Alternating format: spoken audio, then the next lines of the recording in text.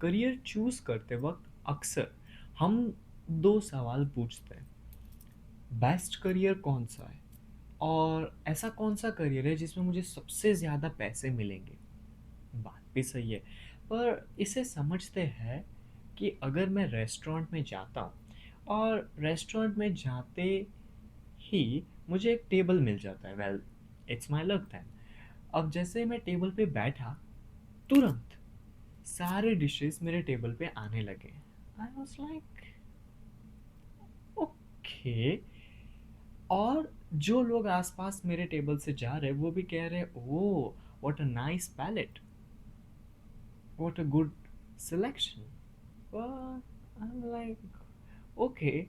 और ऐसा नहीं कि खाना अच्छा नहीं है, खाना दिख भी अच्छा रहा है, स्मेल भी बहुत ही अच्छी आ रही है। ठीक है, तो मैं खाना शुरू करता हूँ। खाना शुरू किया, खाना शुरू किया।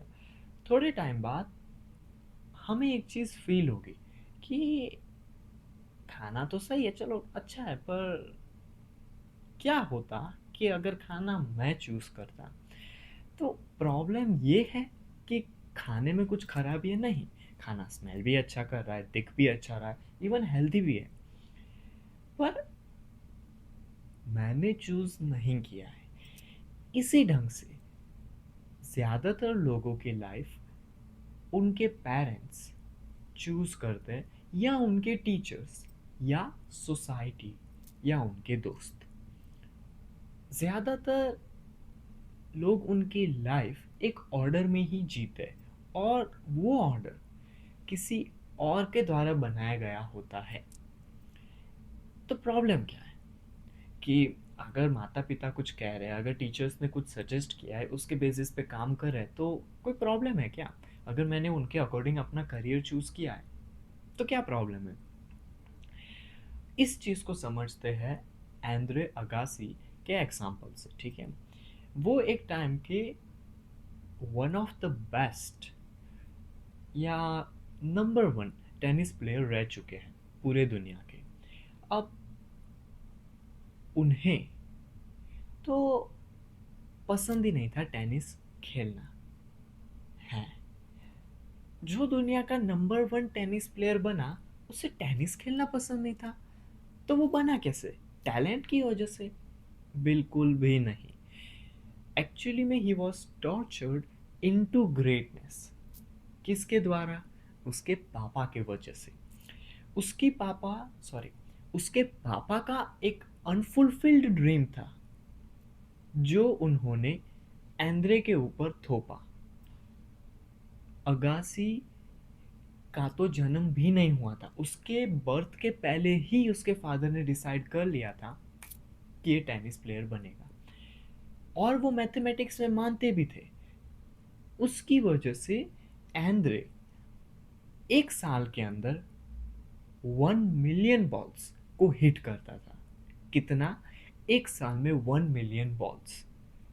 उसकी मर्जी से? बिल्कुल नहीं। दिन रात उसके पापा उस पर स्क्रीम करते रहते थे। अब इसका रिजल्ट क्या हुआ? जैसे जैसे टाइम जाता गया, वो ग्रैंड स्लैम्स जीतता गया, और एक टाइम आया कि वो पहुंच गया।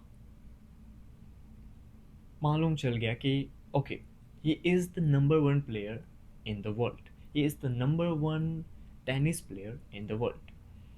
अब प्रॉब्लम ये आती है कि जब वो पहुंच गया है, जब वो बन चुका है number one tennis player in the world, उसे एक चीज समझ में आती है कि फील तो कुछ हो ही नहीं रहा है। उसे एम्प्टीनेस फील हो रही थी, क्योंकि उसे अंदर से कभी भी ऐसा नहीं था कि उसे नंबर वन बनना है। उसे ये नहीं था, उसका खुद का गोल नहीं था कि मुझे number one tennis player in the world बनना है, मुझे सबको हराना है। नहीं, वो किसी और के गोल को फुलफिल कर रहा था। दूसरे लोग उसे एक्सपेक्ट कर रहे थे, दूसरे लोग ये चाहते थे। यहाँ पे फोकस दूसरे लोगों के ऊपर है। समझो कि तुम 20 साल लगातार एक ही पर्वत चढ़ रहे हो, चढ़ रहे हो, चढ़ रहे हो, चढ़ रहे हो, चढ़ रहे हो। 20 साल बाद तुम वो पर्वत के शिखर पे पहुंच जाते हो। तुम आसपास अपने देख रहे हो, लोग तालियां बजा रहे हैं, अरे वाह, you did a great job, you are our inspiration, glamour सब कुछ है। लेकिन तुम्हें होगा थोड़े टाइम पे तो तुम ठीक है भाई, क्लाउड 9 पे रह रहे हो, कोई प्रॉब्लम नहीं है। लेकिन थोड़े टाइम बाद तुम्हें भी कहीं ना कहीं होगा कि क्या ये मैंने चूज़ किया था, ये पहाड़ मैंने चूज़ किया था। तो प्रॉब्लम ये है कि चढ़ाई में कोई प्रॉब्लम थी, क्लाइंबिंग में तो कोई प्रॉब्लम नहीं थी, लेकिन डेस्टिनेशन तुमने कभी चूज़ ही नहीं की थी। तो क्या मैं ये बोल रहा हूँ कि माता पिता ईविल है या सोसाइटी मैनिपुलेटिव है? बिल्कुल भी नहीं। अब कोई माता पिता क्यों चाहेंगे कि उनका बेटा या उनका उनका बच्चा गड्ढे में गिरे? वो क्यों चाहेंगे कि उनके खुद के बच्चे फेल हो? Definitely not. लेकिन प्रॉब्लम ये है कि वो चाहे तो भी उनके बच्चों को वो कुछ नहीं दे सकते, वो उनके बच्चों को ड्रीम नहीं दे सकते, वो उनके बच्चों को गोल नहीं दे सकते। और अगर वो दे रहे हैं तो वो उधार ही होगा, वो कभी भी वो बच्चे का खुद का ड्रीम नहीं होगा। इसमें प्रॉब्लम ये होगा कि जब तक एक्सटर्नल प्रेशर है, जब तक एक्सटर्नल फ्यूल है, तो तुम्हारा सक्सेस का रॉकेट ऊपर जाएगा। पर अगर तुम एकदम पीक पे पहुंच गए हो, फिर तुम्हें एक्सटर्नल फ्यूल की ज़रूरत नहीं होगी। जो पेरेंट्स है, तुम्हारी सोसाइटी है, फिर वो तुम्हें पुश नहीं करेगी। पर वही तो पॉइंट है कि तुम्हें खुद को और पुश करना है। इसी वजह से क्वेश्चन ये नहीं आता है कि सबसे हाईएस्ट पेइंग करियर कौन सा है या सबसे बेस्ट करियर कौन सा है। नहीं, क्वेश्चन सिर्फ इतना है कि क्या ये चीज़ मैंने चूज़ की है। क्योंकि हर दिन, हर दिन तो आपको फेम नहीं मिलेगी। कुछ दिन आप ऊपर जाओगे, कुछ दिन आप नीचे जाओगे। हर दिन आपको सेम रिवॉर्ड नहीं मिलेगा, ठीक है? तो अगर आपका जो एक्सटर्नल प्रेशर था, जो एक्सटर्नल फ्यूल था जिसकी वजह से आप काम करते थे, अब अगर एक्सटर्नल फ्यूल हट गया है, आप अपने पीक पे पहुंच गए हो, फिर भी आपको अपना क्राफ्ट अगेन एंड अगेन करना है। अब उस चीज़ के लिए आपको इंटरनल फ्यूल की ज़रूरत होगी।